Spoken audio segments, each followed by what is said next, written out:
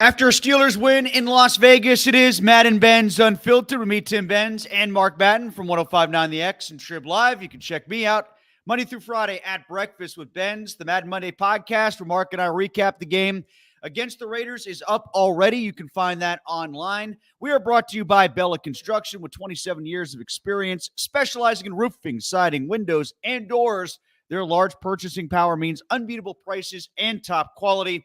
For a free estimate, call 724-515-5163 or visit mybellaRoof.com. Bella Construction, where quality and affordability meet. Call them as the weather starts to turn, starting to get cool outside. So if you need to do windows and doors, now is the time to call mybellaRoof.com. Mark, the Steelers 4-2 like they were last year. Are they in better shape than they were last year or not? Well, first off, Tim, football is my game, but winning is my business. Are they in better shape than last year? I think they're about the same. I don't see them as a good team. I don't see Fields as a good quarterback. I think if you look at Fields' passing lines, most of them are markedly similar to Kenny Pickett, like a buck 40-something, a buck 30-something. The difference is he can run better. I'm not sure that means less sacks. He runs himself into trouble sometimes as well, but mostly the work he does with his legs is pretty good. That said, I would go to Russell Wilson. Might as well skip right ahead to that question, right? Because you brought him in to be QB1, so you need to find out. And Fields is playing, I think he's playing terrible these last 2 weeks. But he got the dub, as the citizens are fond of saying. And so I know the temptation for Tomlin will be to just keep him in there, but will that get you any further in the long run? Will that work when the big kids show up at the playground after the bye week? And I don't think it will. Now, I'm not sure Wilson will be any better, but don't they need to find out?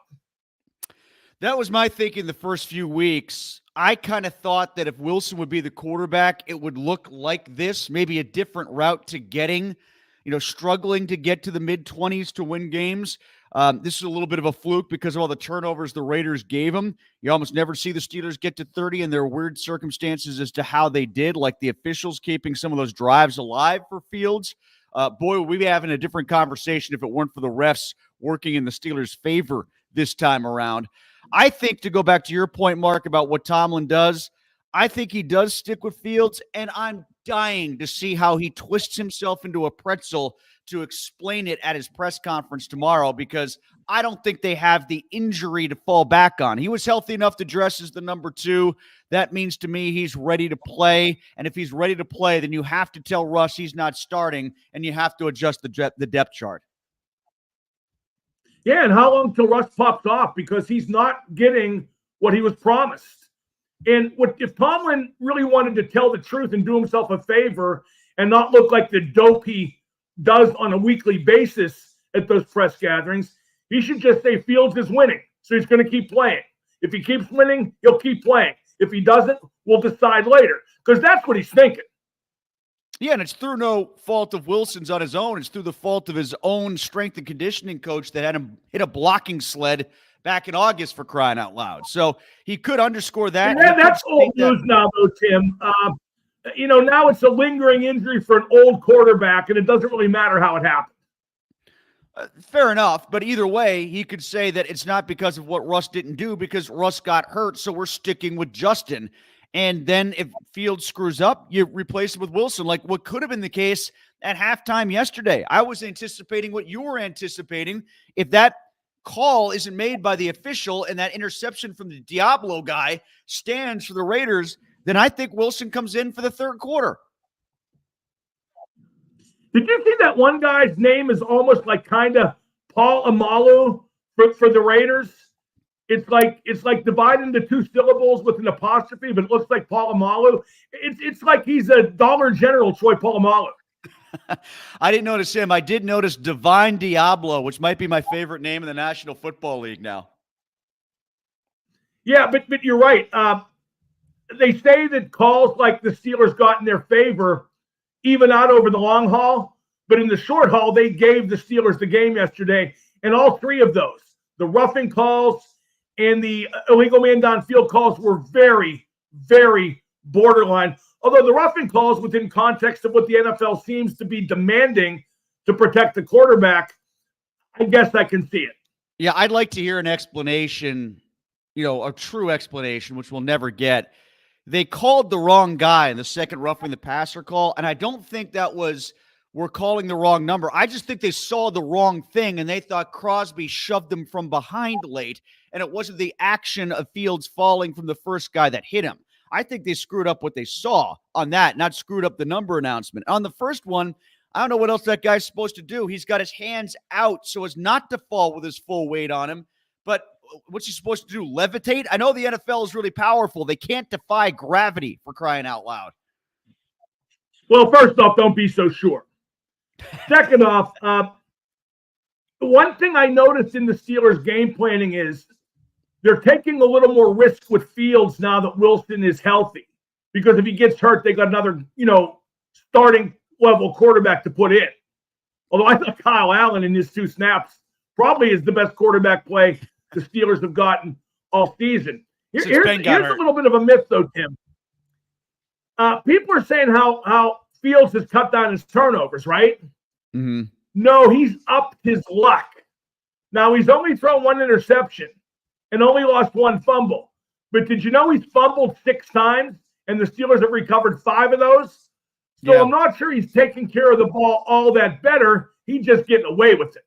Yeah, and that interception in the red zone is pretty much all we'd be talking about if they'd ended up losing that game because it gave away an opportunity to get points at a crucial time, and then they got bailed out by the call. How about when they blocked the punts and lost 10 yards in 3 plays and settled for a field goal?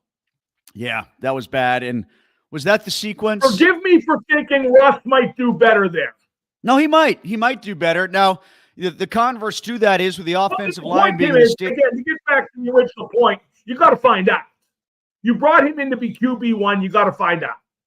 The converse to that is how much do we know Fields' ability to scramble and get away from pressure is saving them right now? Because honestly, it's the most consistent part of that offense. And you got to find out. You might. You might against the Jets. We'll see. Well, They're already my point is 145 yards throwing ain't going to cut it against a good team in a division game, in a playoff game. It's simply not going to cut it. You do that against Baltimore, you have 0 chance of winning. 0. That's the second point I was going to bring up. If they do decide to stick with Fields, number one, they just have to admit that they're sticking with him. Number two is if they do stick with him, they can't do, the watered down, diluted, we don't trust Justin offense. If you're trusting him enough to name him the starter, then give him the full offense and let him do things at the line of scrimmage that you're always petrified to have Kenny Pickett do, and apparently you still are with Fields, because you're gonna let Russ do all that. So maybe they should let the starter do that if they do name Fields the starter on Tuesday. Tim, I don't know if Tomlin's going to name Fields the starter. I mean, do you think? I think he's going to keep playing it week by week. I don't think he can get away with not naming him the starter if he keeps him. I don't know how they play out this injury thing anymore. Like, what's the next step between Russ had a healthy week in practice, Russ was named number 2, Russ dressed at number 2. Where else can they go for buffer? What else can they invent as pad at this point? That's like Godfather 2, Tim. Yeah, we had a lot of buffers. I never underestimate Tomlin when it comes to coming up with a new way to lie. Well, hey, you got me there. There might be something that I'm not thinking of, but I'm not thinking of it right now. I can't figure out what else that they would have. His big advantage, Tim, at that Tuesday press conference is when he lies, those obsequious lapdogs sitting before him will just lap it up. No, they'll talk about why, it makes perfect sense. Everything so far Tomlin has done with his quarterback situation has made perfect sense. But, the only thing to me that really sticks out, to go back to my original thing that I brought up in the first place, when I said they're in better shape now at 4-2, my gosh, they got to 6-3 last year. I think we forget that. They got to 6-3 last year. Now we have to talk about the quarterback because they're not going to go after an offensive coordinator that's only been here for a couple weeks and so far has won 4 of 6 games, even if his offense is really not all that different. So it's got to be about the quarterback. Last year, we were pointing at one guy, and if that one guy was gone, it was going to fix everything, and there isn't that magic bullet this time around to discuss the Steelers' offense. Yeah, and this isn't on Arthur Smith by any means. It's on Tomlin. When the offense continues to have a yellow streak and be totally unadventurous through a series of offensive coordinators, that's because of the head coach, period. Although that said, I think the Arthur Smith offense, as I repeatedly say, looks like the Matt Canada offense just with more tight ends. How'd you feel about the defense? Well, TJ Watt played great, Tim. You know how I know that? Because his 2 brothers kept saying it on Twitter. My God. Come on, Ma, not in front of the guys. But he played great. I mean, the 2 punch shots. There was only 1 sack on the day, too. When I saw that at game's end in the box score, that kind of surprised me. And it was by Cam. Yeah, it felt like there was better pressure than 1 sack. I'll give them that, but it was just 1 sack. And, you know, we kind of expected them to overload on that side to help the rookie tackle against Watt. And when it came to at least O'Connell getting rid of the ball fast enough, they did that. And, you know, Miller on the other side is a decent tackle. So I'm not surprised that with the diluted lineup that they had at outside linebacker, that they couldn't create enough pressure. But they definitely need to get either Herbig or Highsmith or both healthy again to get the defense back to the pass rush that it normally has. They've been good at creating turnovers. Well, their biggest problem is the O-line, though, Tim. Yeah. Yeah. The O-line with all the injuries. Mm-hmm. Yeah. I mean, do we know yet how long he's out? We don't. I haven't seen much of an update today. I don't know if could you were you at Imperial at your appearance? Was the sound up? Could you hear the commentary that was going on with his injury? No, I didn't. So Charles Davis, the color commentator on the broadcast of the Iron Eagles, like, well, Zach Frazier is one of the toughest guys that you're going to find. He'll be out there. He'll be back out there. I'm like, he might have broken his leg. Like, this might not be a toughness quotient for the guy. I don't know if he could just be tough to get out there. I mean, part of it, the reason we talk about how tough he was is because he bear crawled off the field when he broke his leg once before. Like, this could be just a bad injury. It's not about toughness. I don't know if it's structurally sound enough to stand. I mean, at least he walked off. By the end, he walked off. So that, but they're like willing him back onto the field, and I just don't think it works that way. See, that's one argument you can make for Fields playing is now that the offensive line is crippled, right, that Russ couldn't handle it with his relative lack of mobility and the amount of time he holds onto the ball. But that said, again, you got to find out. I'm not saying proclaim Russell Wilson the starter for eternity. If you put him in there and it's no good, then go back to the other guy if you think that's going to be better. But if this right now for quarterback play is better, they have zero chance to win a playoff game. Zero. I want to hear from Steelers fans on this. I know we're streaming live on YouTube. I know it's a holiday, so there might not be as many people up and about, but we do want to hear from you. So comment, and we'll get to your responses a little bit later on. Just don't want to go too much further, though, without talking about the Penguins. They got 3 games under their belt so far, Mark. How do you feel about what you've seen so far from the Pens in these 3 games that they've had against Toronto? And, geez, who have they played already? I already forgot. They already played the – help me out here. They lost play? To the Rangers. They Rangers. Won at Detroit. They lost at Toronto. That's right. That was the sequence. They looked horrible against the Rangers, as we know. They were mediocre at Detroit, but they got that flurry of 4 goals in 11 minutes. And they were mediocre at Toronto, got some bad puck luck, but still only scored 2 goals. They're really about what I thought they would be. By the way, Tim, before we move on to the Penguins totally, I want to point out 2 things on Twitter that are tremendous. What's that? One is people are calling Justin Fields R. Lamar. R. Lamar. Like, well, that's hilarious. And first of all, it's not true, but that's hilarious because all Steelers fans do is crap all over Lamar any chance they get. Now they got a guy who is the discount version of it, and they're proclaiming it as such. That's really typical. And the other one is the boasting how Steeler fans took over Allegiant in Vegas. Well, of course they did. It's a vacation spot. The Raiders get taken over most weeks by opposing fans. But again, even if you did do that and won the game, they act like they beat Rommel in the Africa Corps. like they're rolling through Tunisia on tanks. You showed up at a football game. Way to go. You know what they'll impress me, Tim? What's the worst NFL city? Jacksonville, maybe? Okay, when you take over Jacksonville, let me know. Because I'd be impressed by that. You go to that crap hole. You mean like the worst, like the least fun to visit you're talking about? Yeah, the least pleasurable fan experience. Might be Jacksonville. Cincinnati? Too close. Easy. Jacksonville. You take over Jacksonville. Or, Tim, when they start during the European games, take over Munich. Take over a game in Munich. Then I'll be impressed. Would that take the Allies, Mark, about 1.5 years, 2 years to do that? Better yet, let's play a game in Stalingrad. Let's see how that goes. Maybe Gino can give him a roadmap to get there. What do you think? Anyway, Tim, Penguins. By the way, I'm sorry. I caught your disease. I caught your disease of not being able to remember the opponents as soon as the game is over. I think I caught that through you online here. I couldn't remember who they played already. I do that with the Steelers all the time. I have in my studio now, on my show format, I list the Steelers games so I can glance down. The good thing is, Tim, I'm so popular that I think with the radio show and stuff like this and the podcast, I can spew gibberish that makes no sense at all easy for 2 years before people figure it out. Doug Hurst always told me that was possible. Anyway, Penguins, I think they're playing about like I thought. There's some things I would tweak. Like I would have McGroarty at Wilkes in a top 6 so he learns how to do that. But I got told this weekend that Dubas got him to sign a contract by promising him it'd be in Pittsburgh. But now that he signed the contract, we don't have to adhere to that. Tomlin wins. Like Russell Wilson being promised that he would start in Pittsburgh as the quarterback. Exactamundo. I think Beauvillier's worthless, despite his 2 goals in Detroit. I think the bottom line is worthless. I still like Eller. McGroarty on the 3rd line. I mean, I don't want him there, but he's okay there.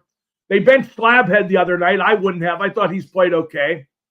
The Penguins' problem, I said this in a column recently, is not that they don't have a good bottom 6. They have some great bottom 6 guys. They're just mostly in the top 6. That's the problem. Yeah, and that's sort of where their talent distribution is. The goaltending is getting a lot of conversation too, and Blomqvist, I think he anticipates well, Mark. I think he's got a good read and feel for the play. That's my first blush look at him after a couple times on the ice, and I don't know if you feel the same way, but I got the impression that you want him to start again tonight against the Canadians, right? I would, yeah. And I would get Ned in there as soon as I can. And I would just put Jari on the pay no mind list because, to me, he's done. He's only started one of their last 16 games. I like that when Sully said to the media, you're reading too much into this. We think Tristan's a good goalie. Well, you couldn't think he's too good if he's only started one of the last 16 games. I think Sully's tired of him. I think the players are tired of him. He lost some of the dressing room last year when he blamed Pettersson for a goal on ice and visually. And also when he didn't react strongly to losing his job. He didn't battle in practice, didn't try to prove anything. I'd get rid of him as soon as I could and keep half his salary if I needed to. I know that's easier said than done, but maybe all you need to do is fool one team, Tim. Here's the story. Stay with me on this because it's kind of convoluted and involves Liverpool. And I know people kind of roll their eyes and say, he's going to talk about Liverpool, but there's a connection here. In a Champions League final in 2018, Liverpool lost to Madrid 3-1. And their goaltender, Loris Karius, played horribly, let in 2 bad goals, including one that he threw off a Madrid player into his own net. And afterwards, everybody was saying the right things. Oh, we have faith in Loris, blah, blah, blah.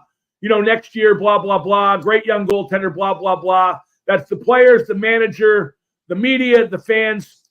Jamie Carragher, who is a former defender who does TV, he said, Loris Karius will never play for Liverpool again. The fans don't trust him. The players don't trust him. The manager doesn't trust him. And there's no reason to trust him after that game, he can't ever play for Liverpool again because that's how this team is. Guess what, Tim? He never played for Liverpool again. The minute Jari coughed up that goal, that turnover in overtime to the Islanders in that playoff series in 2021 and lost the series, they should have got rid of him right then and there. They should have realized this guy ain't for us. Well, why then do these coaches, Sullivan and Tomlin, protect these players that they're trying to make examples of at the same time? I just don't get that. Like, if you're not... Oh, no, I do get that. I do get that. There's no need to take your dirty laundry out in the public eye except as a last resort. But nor should you lie about it. Nor should you talk about snap management in Tomlin's case. Just say it's an internal matter. We'll deal with it. By the way, all you need to say. I would respect that a lot more than the lies. We didn't talk about him, but Pickens was lousy yesterday. Tim, I never cease to entertain myself when I write my columns. I described one situation the Steelers faced as the catch-22, and I said, don't tell Pickens that's way more targets than he gets. There's almost as many drops as he had yesterday, though. I had him for at least 2, if not 3, depending on how you want him. And again, they didn't involve him early. They didn't involve Pickens early like Ben suggested. They like, if you're going to have a diva wide receiver, which the Steelers constantly do, at least know how to manage it, and they don't. Then they didn't get Roman Wilson involved either in his first game dressing. I don't know what the story is there. Have you heard anything? I haven't heard anything, no. Maybe they just got him and realized how little and how insufficient he is on the NFL level as opposed to what he was in college. I don't know. I mean, I would kind of hope there's something more than that there. If you are going to take a risk on a smaller player to do something, well, then let him play it out. But now you're just treating him like you treated Calvin Austin in the first place. And why would you bother replicating that? Tim, if you really look at their last several drafts, they have done a terrible job. A terrible job. All right, let's get to some comments here. This one comes from Eric. If By those the way, Broderick Jones was terrible yesterday, and that's because they finally convinced him he stinks. Good job, Steelers. Oh, you know what we didn't talk about is Pitt. What do you think of Pitt being undefeated still in that game and how it went down against Cal? Well, I actually think that it was good to win a game where Holstein struggled and where the defense had to pick it up. Because you have to win games like that eventually, and now they know they can. They won't panic if Holstein has another bad game, and he was bad, wasn't he? Yeah, and you know what? It's kind of funny to me that they jumped in the poll the way that they jumped after everybody was saying they got no respect, and then they didn't play particularly great against Cal, and Cal managed to miss a kick that basically kept Pitt undefeated, and they jumped up 2 more spots. But I suppose that's circumstantial. Maybe you could say the same thing about Penn State going up against USC and moving up because of the Alabama-Oregon outcome, which, by the way, might have already been the game of the year in college football. All you need to know about how bad college football is and why I'm not interested was Cal played Pitt, Penn State played Southern Cal. They were both conference games. Southern Cal doesn't play Cal. Pitt doesn't play Penn State. And West Virginia plays Iowa State again. Yeah, although that one maybe we're getting wait used till to. The politicking gets involved, Tim, in picking the teams for the 12-team tournament. Wait till Army makes it because they're a good brand name. Let's get to Eric, who says if those calls go against the Steelers, then Steelers fans collectively, their heads explode and they stage a revolt against the National Football League. Absolutely. If TJ Watt gets flagged for those 2 roughing the passer calls, it's fixed. It's rigged. They hate the Steelers. You would have seen that all over. It's all we'd be talking about right now is the state of NFL officiating. Tim, is my internet that bad? I'm getting he looks like they are dubbing in my voice like a Japanese movie. If that's true, that's great. I love those movies. Yeah, you might have to reset your router or something like that. It looks to me like you're lagging. Your voice is coming through crystal clear. It's just not timing up with your mouth, and your picture is fuzzy. Well, next week. Let's shoot for next week. Josh says, anyway, so far yeah, go ahead about the officiating. Well, within the context of what they want to do to protect the quarterbacks, those were good calls. Let's get to who was the next guy here. I had to reset this myself. Josh, he says, so far this team has beaten a rusty Kirk Cousins, an ill-equipped Justin Herbert, another quarterback I already forgot, and some guy named Aiden. They lost to Dak and a crusty Joe combination and will lose against any other team with a competent or better offense. This team is overrated and coached to play it safe. I don't know how the Jets qualify as that. We'll find out more about Aaron Rodgers tonight against the Bills, who can be had in the secondary for sure, but the Steelers are already favored in that game. Here's the kind of year it is for the Steelers, Tim. How much you want to bet Aaron Rodgers gets injured tonight? I'm sort of anticipating that, actually. I was thinking that when I was looking at the gambling line and saw them favored already by 2 and thinking I might want to get in on that in case something goes wrong with Rodgers. Yeah, I bet the Steelers win the next 2 games, and I'm still going to say they stink. This one comes from Robert. If they're not going to go with Russ, who's the more polished passer? Who will be the Steelers' QB next year? Fields is struggling to throw the ball accurately. I can answer that by saying, as far as who the Steelers' quarterback is next year, I do not care. Somebody else? Hopefully they'll lose the rest of the games and draft somebody, because that's the only way out of this mushy middle. You know, that one sequence, and I can't remember what set it up, what play it was from the Raiders that set it up, but when he threw the ball errantly 3 consecutive times, like he looked like Rick Ankiel out there. Like, he completely lost the strike zone and had no – another play that people were talking about was Calvin Austin. Now, I get it. Hey, who am I to talk about anybody being too short? That's a tough pass to throw to a guy with a catch radius that small. But you probably have to throw a little bit more air underneath it for Austin to run under. And I'll give you one more. How about that pass to Jalen Warren that almost turned into a fumble because he threw a bullet from 3 feet away at his face on what turned out to be a lateral? That's because Fields stinks, Tim. And not only that, when we're talking about the combination of Fields to Austin, good golly, that just tells you all you need to know. This guy points out something I put in my first call piece today. I saw this happen late last night. Casey DeSmith had a shutout for Dallas yesterday. That team so far, they've shut out 2 of their 3 opponents to this point. I think they're outscoring the opposition something like 11-3 or something like that. Dallas is real good, but I have no faith they'll win again. They'll win. I keep picking them to win, and they never do. Hockey, all the sports, Tim, there are no good teams in any of the sports. No great teams, certainly. Like the NFL, you turn on the average game, it's going to be crap. Now, there will be exceptions like that Baltimore-Cincinnati game last week, and Baltimore and Washington yesterday was pretty good. But most of the games are just crap. Jay says the Pens are generally weak on defense. Would it be a wise move to re-sign Pedersen? I don't think he really moves the needle and could fetch a decent return at the deadline. That last part, that is exactly what will happen and why they're not signing Pedersen. They will trade him at the deadline. This team's going nowhere. I mean, they're not going to win a cup. I think we're all in agreement on that. So you don't keep everybody around that helps you not win cups. You have to move on, and they'll move on from Pedersen, which I think has him kind of ganked, but that's too bad.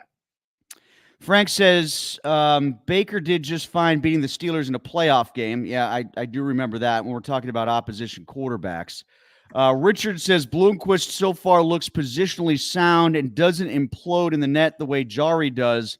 Jari is so lackadaisical in his approach, you wonder if he actually cares. Well, that reminds me of what happened one time on that 70s show, Tim, when Kelso accidentally lit Jackie's couch on fire. And Jackie questioned whether Kelso really loved her. And Fez said, "Oh, Jackie, Kelso loves you. He's just stupid." I think that's the case with Jari. I just think he's dumb. All right, Mark, so what do we have going on today on your show? Sidney Crosby was a hit last week. I know that. What about what do you have going on today on your program? Just the stuff we've talked about now, only for longer. We'll talk a lot about the Jari debate. You know, of course the Steelers, but a lot about the Jari debate, which to me isn't a debate, but to them it is a debate, and they'll make the wrong decision in that debate. just the Steelers stuff is, to me, really intriguing because I think they very visibly aren't very good. But all people see is the record. All people see is the W because you rubes out there want so badly to fool yourselves by way of a happy ending. You want a happy ending, go down to massage parlor. You ain't getting one from the Steelers. All right, that'll do it for us this week. We're back next week, brought to you by Bella Construction, Hopefully, mybellaRoof.com. Tim, hopefully with my voice, like, see, I think it looks normal to me, but we should remember history shows again and again how nature points out the folly of men. This is Madden and Benz Unfiltered.